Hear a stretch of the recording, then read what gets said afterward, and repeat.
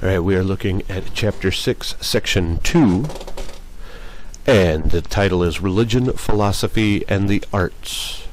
In the introduction, we see a quote attributed to Pericles from the writing The History of the Peloponnesian War by Thucydides.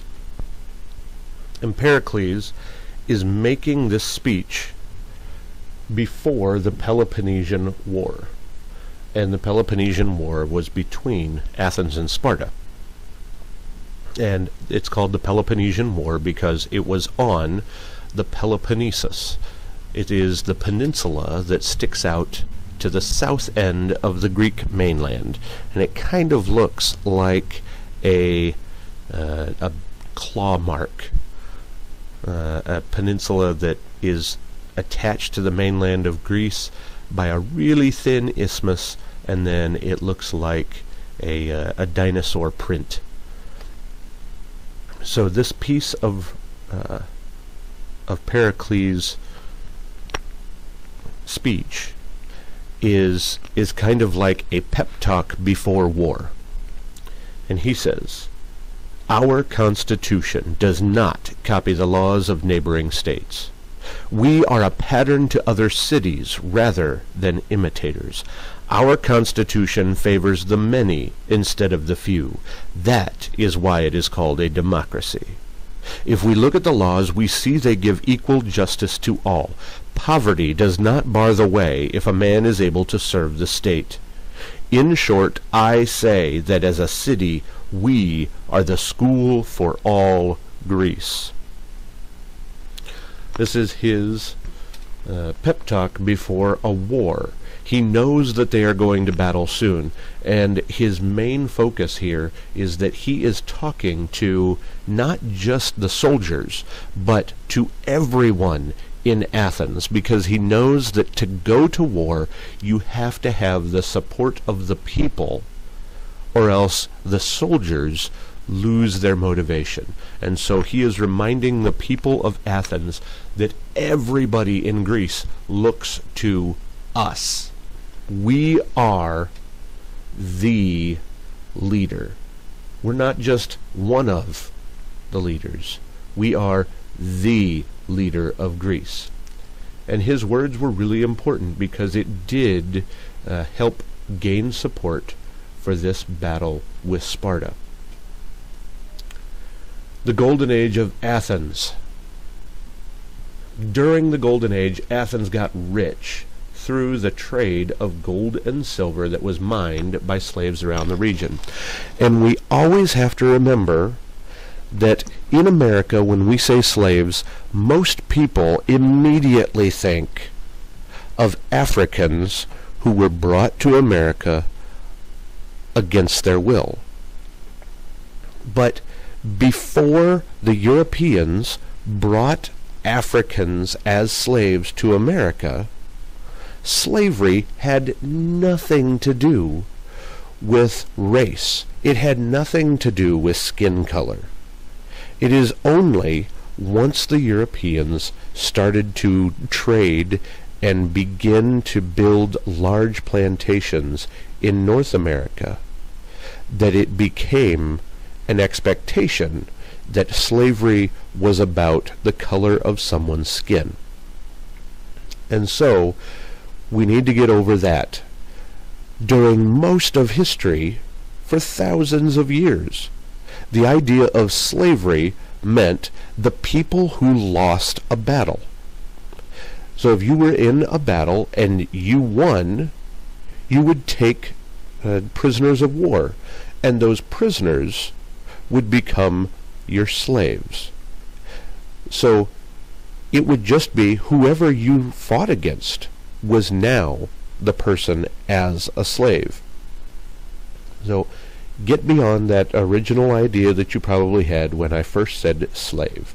So during the Golden Age, Athens got rich because they were trading gold and silver that had been mined throughout the area around the Aegean Sea by slaves.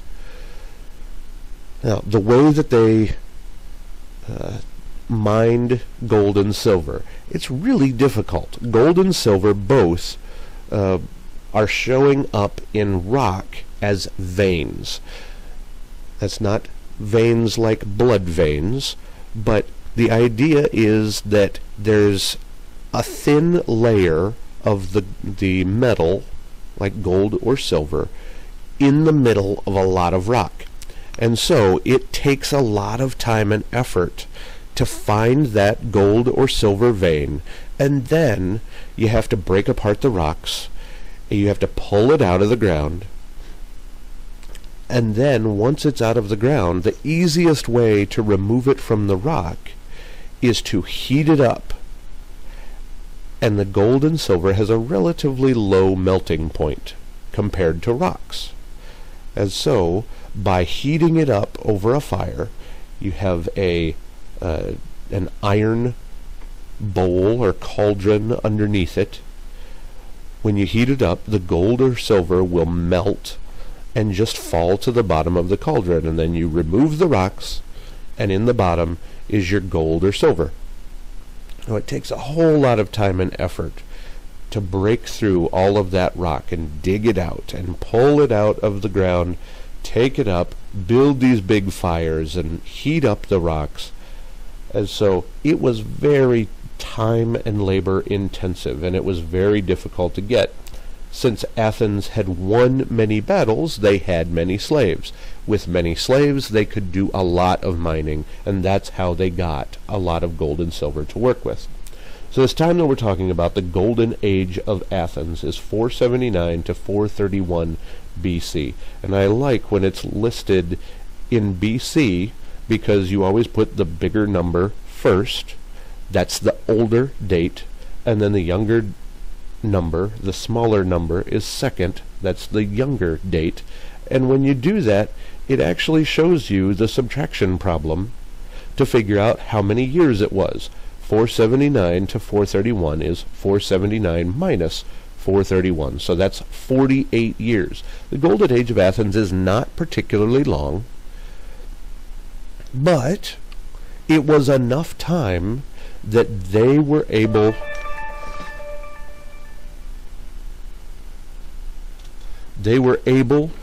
to to do a lot of work and create a lot of art, a lot of architecture.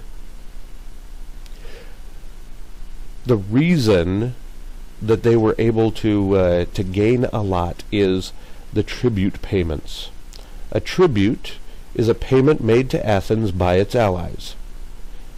And so these payments were made to Athens that continued to make them even richer. So they had this gold and silver to start, and then they started to work with other city-states to help protect them.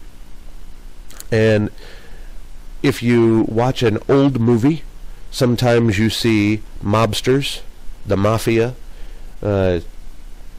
where there's somebody tells a business owner, "Hey, this is a nice place you got here. It would be a shame if something was to happen to it." And that's kind of how Athens did things. Athens was the strongest of the city-states, and so they would work with other city-states, and they would say, "We would be happy to protect you. We're here for you. We want to help you. We want to trade with you.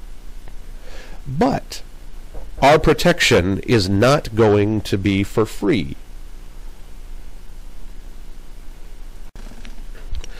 So we end up with this thing that's kind of like the mafia, saying that it would be a shame if something was to happen to such a nice place like this. And Athens would make sure that these city-states would be protected as long as they were getting paid their tributes. But if a city-state refused to pay tribute, well, Athens would make sure that they were not protected. And they might even let somebody else know that this city-state did not have any protection. And suddenly, that city-state who said, "Well, we don't need your protection," suddenly has a problem. And they need Athens to help them out. And so then Athens would be called in, and they would help settle things down and protect the city-state again as long as they got their payment.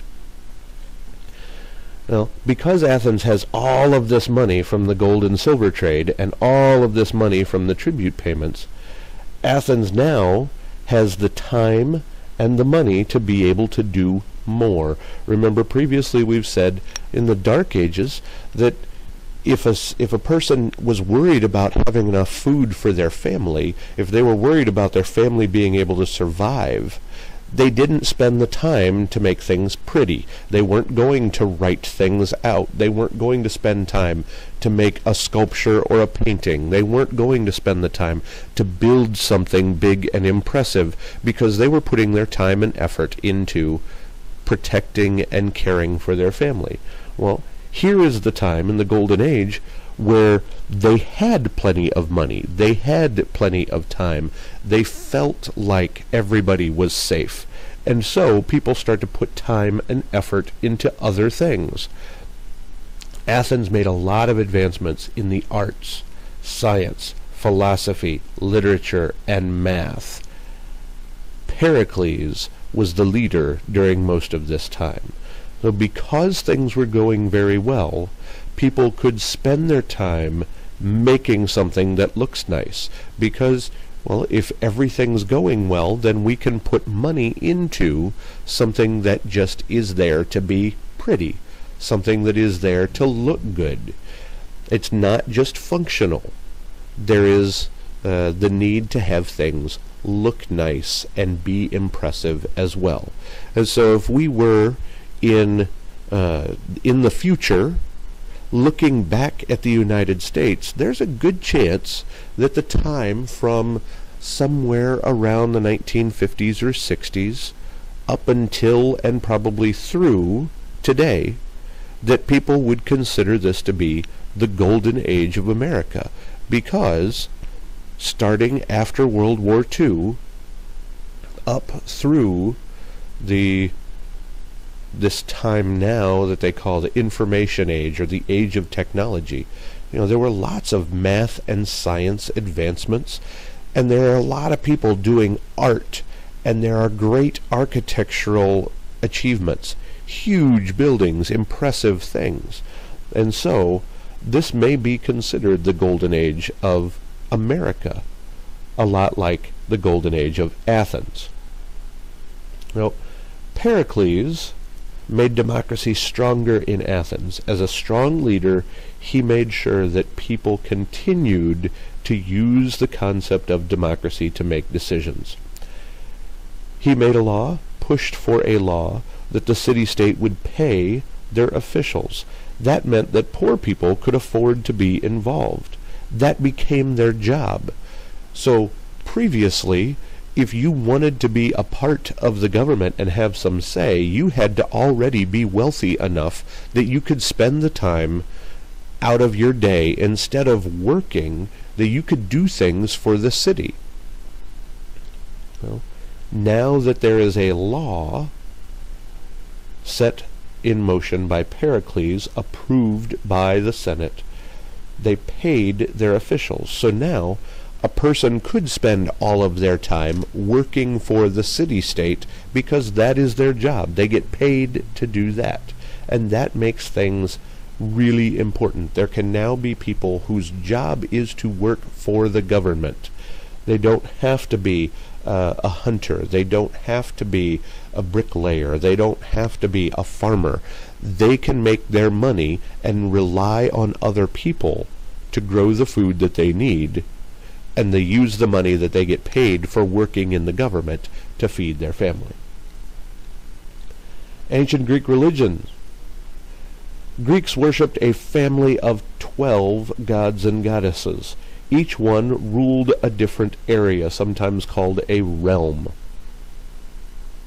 You are going to be asked to know at least one of the gods or goddesses. You get to decide on that, and then be able to write a paragraph about him or her. And that's going to be included on your test. So the only thing that I ask is, it can't be Zeus. As I've already told you a story about Zeus, I don't want you to use what I've already told you. I want you to just go and look some things up on your own. any of the gods or goddesses is just fine. So look a little bit up on your own, and that will continue on your test, and then we will be doing something additional with that after we get done with that. The Greeks were careful when they were honoring their gods. They didn't want to make them angry. They believed that their gods or goddesses were temperamental and mean. They kind of thought of the gods and goddesses of Greece like we think of reality stars, that we see them on their show always with some major crisis that for most people is not a major crisis. There was a lot of arguing between the gods and goddesses, like we see on reality TV. You know, two people put in a house together, like in Big Brother. Well, they're going to be fighting with one another because they get frustrated with each other. They don't always get along, and that's kind of how they thought of the gods and goddesses. But they thought they had some effect. We don't think that we have any effect on the people on reality shows, the Real Housewives or the Kardashians. We don't think that we affect them. We're just watching them for entertainment. But they believed in Greece that the way they handled their sacrifices to their gods and goddesses had an effect on how the gods and goddesses treated them. And so they were very, very careful about everything that they chose to do. They made sure that they followed every little rule about the gods and goddesses.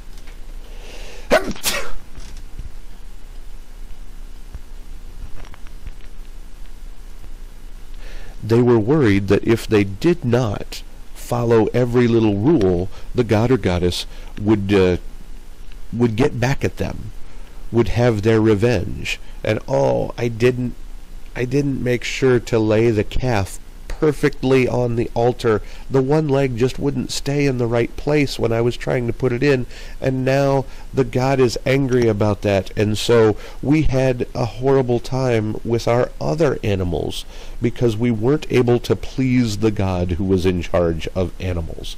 And so they were very, very frustrated about that sort of thing. They believed that the gods and goddesses were very temperamental, a lot like what we think of as our reality TV stars. Greeks would build temples for their gods wherever the gods, they believed, lived. They thought that the gods had human forms and characteristics, and they said that they were immortal, that they will live forever. And so we used that example earlier when we talked about Kronos and Zeus's brothers and sisters. They tried to honor their gods the best that they could. The ruler of the gods was Zeus, and we know that story. They believed that they lived high up on Mount Olympus, and Mount Olympus was the tallest mountain in Greece. And so if they believed that they were up in the clouds, that it makes sense that they would be on the tallest mountain. They also honored mortal heroes like Achilles. Achilles was from the story of the Trojan War, believed to be this spectacular soldier, and the story suggested that Achilles was the son of Zeus and a mortal woman. And the girl, the mother, begged Zeus to take care of her son and protect him because, well, if dad is immortal, she wants to make sure that her son is immortal and can survive as long as possible too. And so Zeus took Achilles to the river Styx, the river that leads to the underworld, and he dunked Achilles in the water of the river. And he wanted to just protect all of his body, but for some reason he did not want to put his own hand in the river, and so he held Achilles by his heel and dunked him in the river and pulled him back out, and that was supposed to keep him completely protected except for that one little dry spot at his heel. And wouldn't you know, during the Trojan War, Achilles ends up getting hit by an arrow in that one little spot at the back of his foot. And that's why we call the tendon at the back of our foot the Achilles tendon. It is in the place where they say that Zeus held on to Achilles. Oracles, sacred sites. An oracle is not a person, it's a place. So sacred sites where it was believed that the gods could speak to the people. It was like a connection, like going to a phone booth. I know you don't know much about what a phone booth is, but going to a place where you could speak to the gods. The thing was, you couldn't just couldn't talk to them yourself. You were supposed to go through the priests, and the priests usually had people whose job was to speak to the gods for them. And so you would go to the oracle, you would ask the priest your question. The priest would go inside to talk to, usually it was teenage girls, whose job was to talk to the gods for them. And they would ask the question of these girls, and the girls would go into this trance, and they would think, and they would sing, and they would meditate, and then they would come back with an answer that they would give to the priest, and the priest would go back out and talk to whoever had asked the question. So the Greeks asked their gods for advice. The responses were usually given in a riddle delivered by a priest, and they were asking the gods to show the people how to live or behave, or would ask about the future. Now, the reason that answers were often given in riddles, that gave everybody some wiggle room. Well, if the answer wasn't completely clear and things went the wrong way from what people thought they were going to be, well, then you could say, well, that wasn't what the gods wanted. And so a great example is that a king went to one of the oracles and asked whether he should go to war, and the oracle's response from the priest was that if you go to war, a great empire shall fall. Well, the person who asked, that king, decided, well, that meant that the other side, my enemy, is this great empire that we will defeat. Well, he lost the battle. And so now, afterwards, they could say, well, he misread the oracle. He thought it was the other side was the great empire that fell, when it turned out it was actually his great empire that fell. The search for knowledge. About 150 years before the Golden Age of Athens. So we are saying around 650 BC. Some people started to question whether the gods were really in control of the world. Well, so it's not that all of a sudden this happened. It was 150 years before the Golden Age. Some people started to say, I'm not so certain about this whole gods taking over the world thing. That leads us to Greek science and philosophy. A philosopher is a person who tries to understand the world, observe, and think to figure out what is going on. Okay.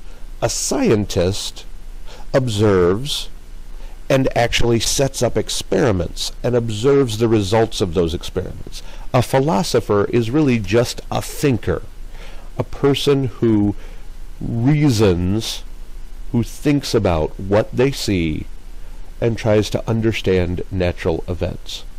Well, this is pretty amazing what philosophers were able to do. Philosophers came up with the idea of atoms. There were a couple of different philosophers thinking this through. What is everything made of? So the first philosopher to talk about is Thales.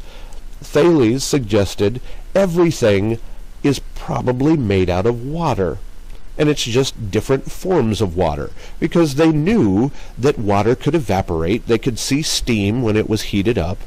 They saw water in liquid form under normal circumstances, and they saw water as ice when it was cold. And so that takes up all three forms of matter that people normally see. And so he said, well, maybe everything is made of water, because we see that water is in all three forms under regular circumstances.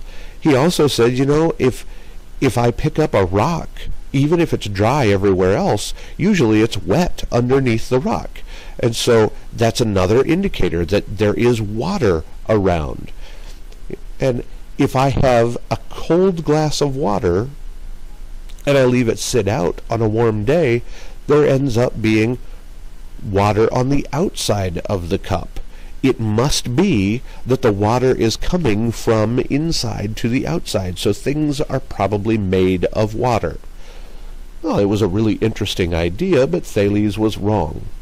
Democritus, another Greek philosopher, he came up with this idea that everything was made of tiny particles, and he named those tiny particles atoms. His thought process was, if I take a tree and I cut it down, well, now I have a piece of wood. If I cut off a branch, I have a smaller piece of wood. If I cut that branch into two pieces, I have a smaller piece of wood. If I cut that smaller piece of wood into two pieces, I have smaller pieces of wood. And I take it and I cut it again in half, and I cut it again in half, and again in half, and again in half. And he says, as long as I keep cutting thinner and thinner pieces, I end up with smaller and smaller bits of wood. And his guess was that at some point, you end up with the smallest piece of wood that you could possibly have. And he called these tiny particles atoms. Well, that's pretty good. He came up with the basic idea. In fact, it was so good that when we later found the smallest particles of elements, we named them the same thing that Democritus suggested for the name originally. So Democritus was more right. He wasn't exactly right, but for just thinking it through, he's pretty darn good. That leads us to Socrates. Socrates was one of the philosophers and teachers of Athens. Philosophers acted as teachers in Athens. They would talk to their students in public. Now, they didn't have schools like we have now. If you wanted your child to learn things, you hired a philosopher to teach your child. And again, normally it was boys only. Well, Socrates took on a lot of students, and he would meet them in the public square, and he would just lead them around during his normal day. And as a thinker, he would talk to anyone, anytime, and it was usually in public. And so he would have his conversations, and that was the way that he taught his students. Listen to the conversations that we have and learn from us. Socrates focused on the qualities of man, particularly justice and courage. Do what is right, and do things even if you are scared, if it is right. Socrates' strongest belief was know thyself. Know yourself before you question anyone else. Know what you believe, know why you believe it, and be able to explain it to others. He was suggesting it's not good enough to have strong opinions. Your opinions must be supported. And if you have a good reason for it, then you can help someone else to understand. Know thyself. And that is something that I suggest as well. You need to make sure that you know what you think and why you think it. I often tell you, you are responsible for you. You're the only one that gets to make decisions about yourself. Other people can make suggestions, other people could even threaten you, but you ultimately are the one that make your decisions. Okay? So know yourself, know what you think and why you think it. Socrates used questioning to make people think about what they said and what they believed. Something that was really simple, he may ask, well, why do you think that? If I said, what is your favorite food? And you said pizza. Well, Socrates would say, why is that your favorite food? And a lot of you would just go, well, I don't know, I like it. He would not accept that. He would say, well, what is it about pizza? Is it the feel in your mouth? Is it the way it looks? Is it the flavor? What about the flavor is it that you like? Do you like particular toppings? And he would make people think about things. Some people naturally would get angry at this, especially the people who thought that they were really smart. If Socrates asked them questions and showed that they really hadn't thought through everything to explain what they thought, that was very difficult for people. They didn't like it. If you are talking to a politician and they say, well, this is what we need to do, and Socrates would say, well, why? He would say, well, it's the right thing. Well, what makes it the right thing? What is the reason behind it? Is it good for everyone, or is it just good for you? Or is it just good for someone in particular? We need to really think things through. Because Socrates asked questions of anybody, he didn't care how important they were. Socrates was brought to trial for dishonoring the gods. He didn't completely believe that they actually controlled everything. And corrupting the mind of young people. He helped them figure out how to question people in charge like he did. He was a teacher, and so there was that problem there as well. Not only was he making people who thought that they were really smart politicians feel like they didn't know what they knew, but he was doing it in front of teenagers and making them look silly. Though ultimately he was convicted of these charges and sentenced to death by suicide. He was forced to drink hemlock. Sentenced to death by suicide because no one wanted to be the person who put him to death themselves. He was believed to be the smartest person in Athens, and so nobody wanted to be the one who put him to death. So they forced him to drink hemlock, a poison, himself. And he accepted it. He said, if this is the way democracy works, I believe in democracy, I will follow through. Well, pretty amazing that he felt so strongly about democracy that he upheld even his own death based on it.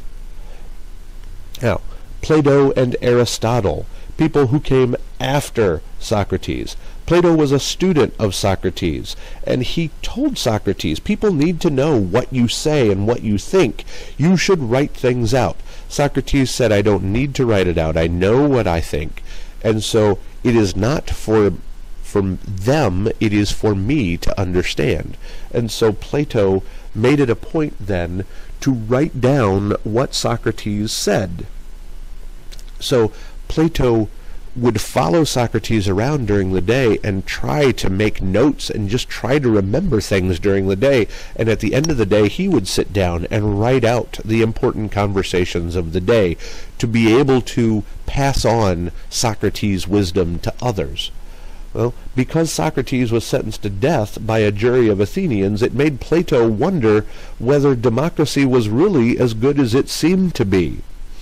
He started to question that, and so he tried to come up with a different plan that wasn't just everybody votes on everything.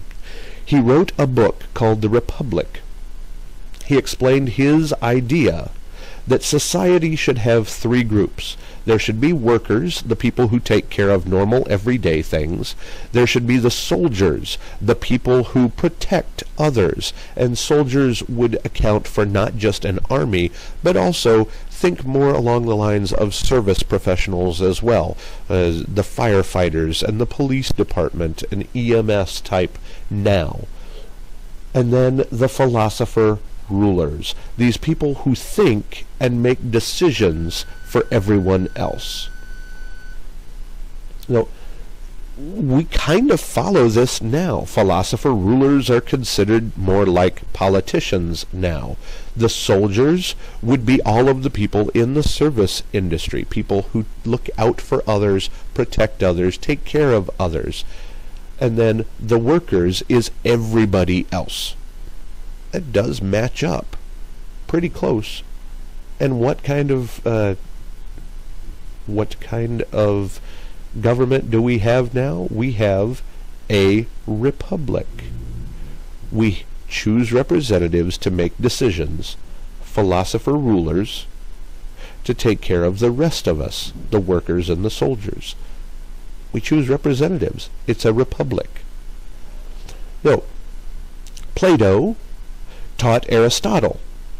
Aristotle becomes a philosopher himself. He believed that logic and reason should be used to make all decisions. Not a bad idea. If you really think everything through, you can make the best decisions.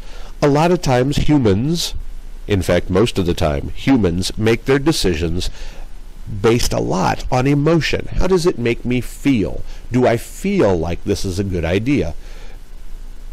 Well, if you remove emotion from it and think about things logically, sometimes you come to a different conclusion. And it's very difficult to make those decisions. If you want to make the best decision, you have to pull yourself out of the situation and think about it logically. What are the results going to be? Not just what makes me feel good. Visual and dramatic arts.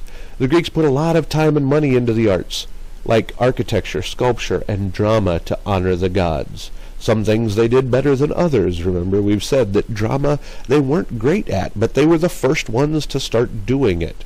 People had been building buildings and creating sculptures for a long time already. The Egyptians had been doing it for thousands of years already, building big, impressive things. But drama was something that is pretty new. Most importantly, when we look at it, is the Parthenon. Pericles, remember the Athenian ruler, decided to rebuild the Acropolis. The Acropolis had been the original town of Athens. People were safest up on top. Well, there had been a fire and things had been destroyed there. And so Pericles says, let's rebuild on top of this high, flat, rocky hill, and let's make it something that is impressive to everyone. The biggest and most impressive building on the Acropolis was the Parthenon. It was a temple for Athena. Athens was named after Athena. He wanted the buildings to look perfect. And so here is an example of that building. This building is a replica of the Parthenon, built in the city of Nashville in the United States. It was built out of concrete, but you could see how things looked without all of the paint on the building. Inside, there was a giant statue of Athena. And again, this is from Nashville in Tennessee. And if you look at it, this is a big, impressive statue inside the building. And if you figure that this person right here is about 6 feet tall, then here's another 6 feet, 12 feet, 18 feet, 24 feet, over 30 feet tall. This large plaster statue covered with thin gold leaf. Now, this is not the way that it looks in Athens now. That statue is no longer there. This statue in Nashville was built based on descriptions from writings at the time. There were lots of sculptures outside the building. They were meant to show action, and they were meant to be visually balanced. They wanted it to be pretty much symmetrical. So you see, when you're looking up here at the top, there's the tallest figure is actually a small god who is on top of others. And then there are these two that are the same height, and then outside that they are both leaning over, and then there are people sitting further out, so they are balanced. And when you look at it from further away, it all looks neat and balanced. It is a very impressive building. In drama, Greeks were the first people to try to write plays, and this mostly occurred during the Golden Age. We've talked a little bit about plays already. The tragedies told stories of people put in horrible situations, and often they had to make impossible choices. A tragedy is a serious story that usually ends with a disaster for the main character. Often it ends up with lots of people dying. And comedies. Comedy, as we've said, was kind of like what we think of as Saturday Night Live now. They made fun of well-known citizens and politicians, and that's where things were funny.